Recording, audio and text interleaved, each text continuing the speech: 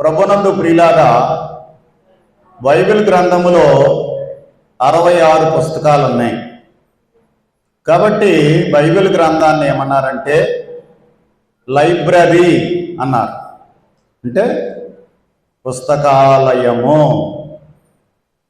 ఎన్ని పుస్తకాలు ఉన్నాయండి? బైబిల్ గ్రంథం అనే గ్రంథములో 66 గ్రంథాలు ఉన్నాయి. దేవుని బిడ్డలారా, మొదటి గ్రంథము ఆదికాండ గ్రంథము, చివరి గ్రంథము ప్రకటన గ్రంథము. దేవుని బిడ్డలారా, ఆదికాండ గ్రంథములో అన్ని ఆదులు ఉన్నాయి. అంటే ఆది అంటే ప్రారంభము, ఆరంభము, ఉనికి అనే అర్థాలు ఉన్నాయి. దేవుని బిడ్డలారా, మొట్టమొదటిగా దేవుడు సృష్టిని చేయుట ఆదికాండ గ్రంథములో మనం చూస్తూ ఉన్నాం. అలాగే దేవుడు నరుణ్ణి ఏ విధంగా చేశారో ఆదికాండము అనే గ్రంథములో మనం చూస్తూ ఉన్నాం.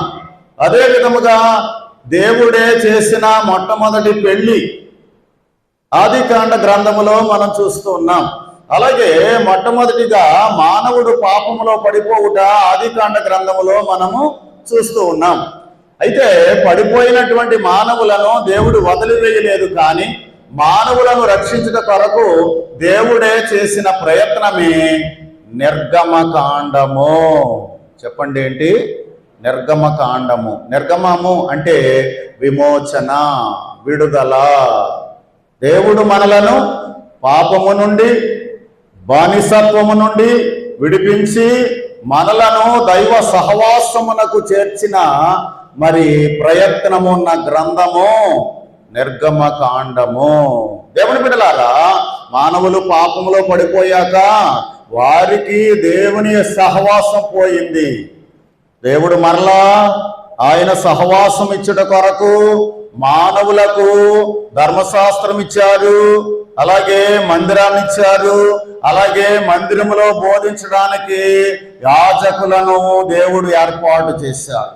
కాబట్టి దేవుని బిడ్డలారా, ఇక్కడ మనం చూసినట్లయితే ఐగుప్తు దేశంలో ఉన్న ఇశ్రాయేలీలను దేవుడు విడిపించి ఎర్ర సముద్రము దాటించి మోషే గారి నాయకత్వాన వారిని ఎక్కడికి తీసుకొచ్చాడు?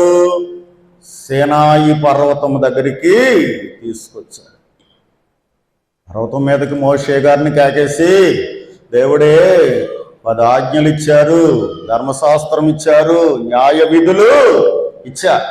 ప్రియులారా, ఇవన్నిటి ప్రకారము మానవుడు నడిచినప్పుడు మానవుడు ఏం చేయగలడంటే దేవునితో సహవాసము చేయగలడు.